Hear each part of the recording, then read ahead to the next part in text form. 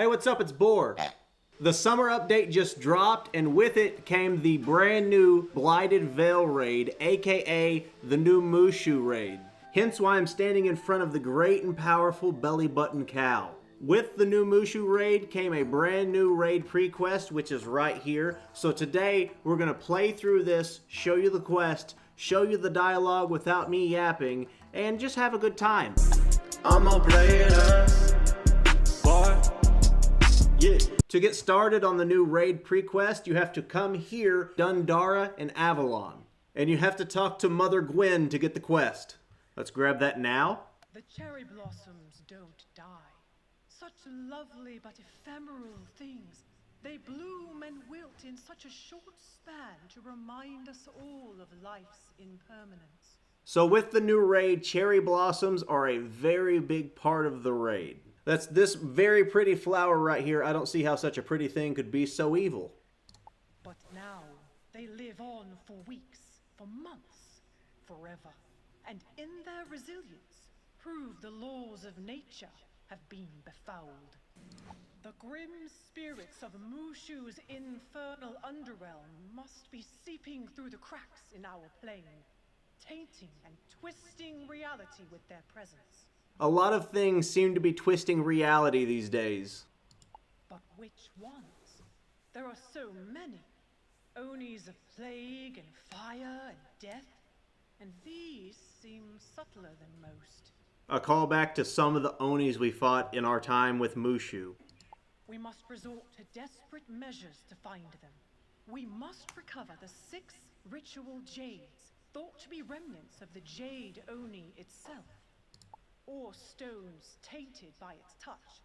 In either case, all 6 are scattered across Mooshu. Find them, then find me in the Jade Palace, and I can locate this new threat. And that's our quest, Cherry Blossoms Must Die. Except that, let's get going and zip over to Mooshu. So these 6 stones in Mooshu are scattered in different areas. One in Jade Palace, Kathmandu actually, which is the pre-area of Novus, Ancient Burial Grounds, Tatake Outpost, Kashibi Village, and Cave of Solitude.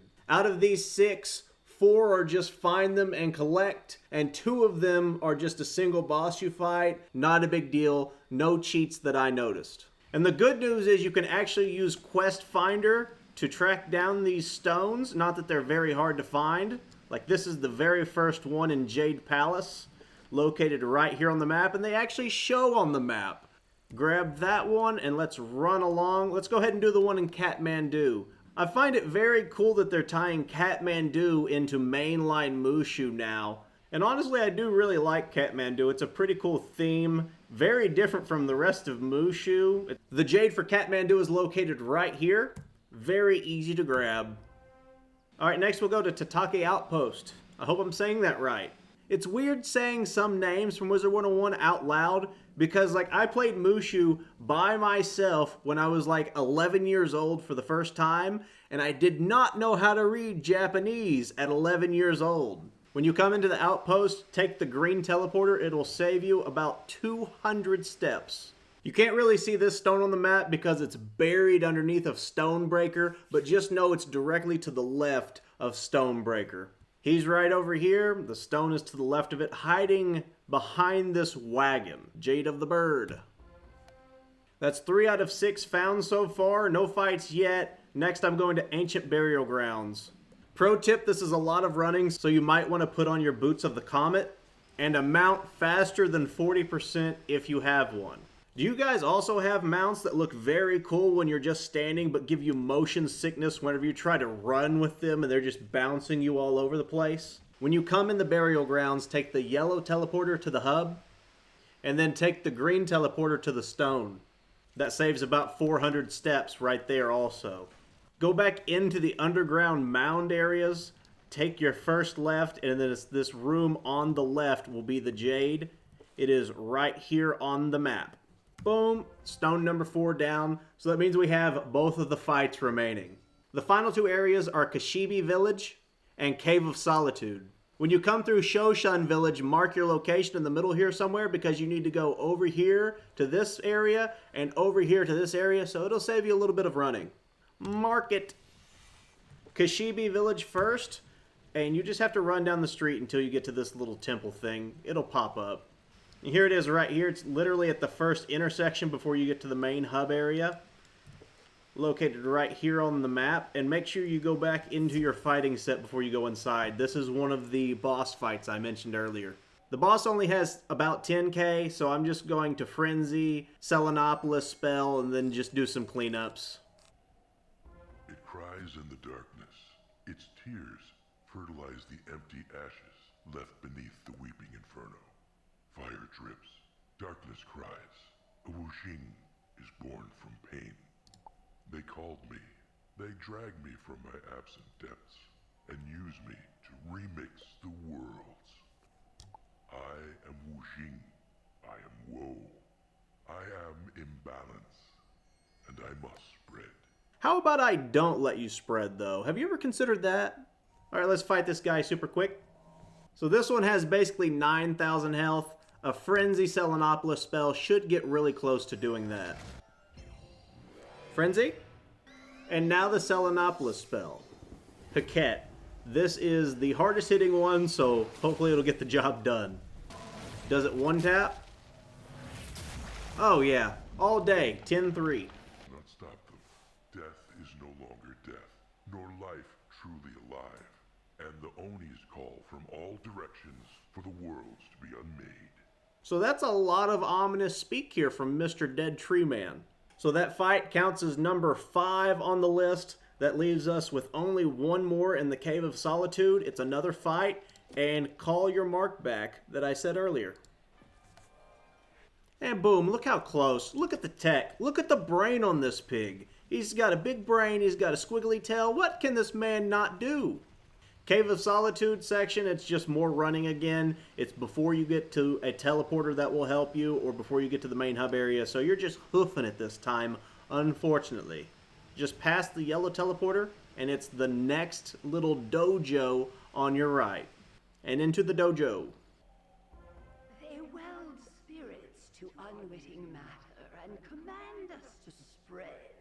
The Wuxing cries as it fades, replaced by a new order, replaced by them.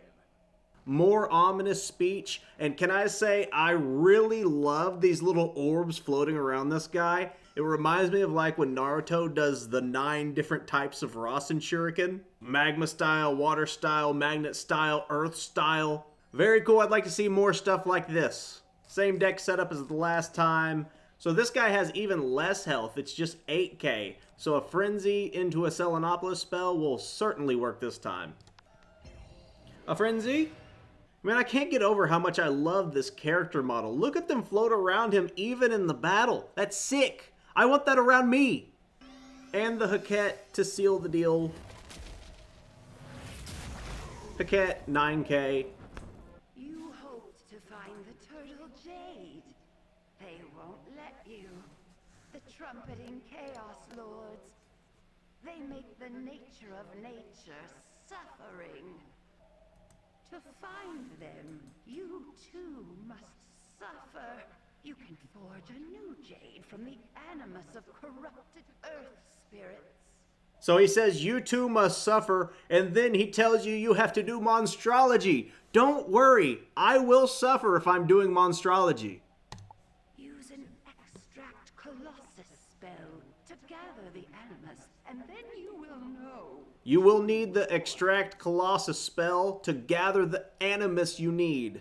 Now we have to track down corrupted earth spirit and extract from them. These guys aren't very far away. They're right here in this strip on the map. Again, you will need the Extract Colossus Monstrology spell. You can get this from Burke in Ravenwood for a lot of gold, but you do have to have it to complete this quest. Also, here's this creature's Monstrology rank. They are a rank 6. You need to be a high enough level in Monstrology to extract from them for this to work. Let's see if we can get it to work.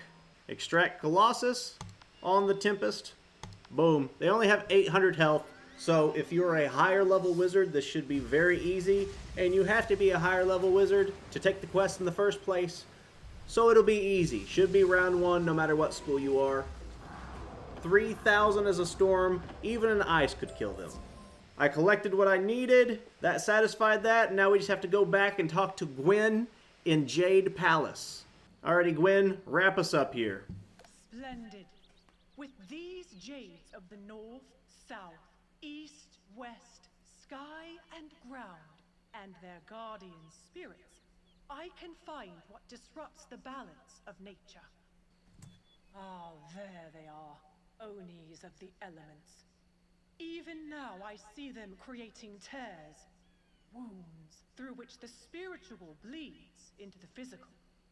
This poisons the Wuxing, the balance of nature's poles, those of wood, water, fire, metal, and ground, rewrites the laws of life with death.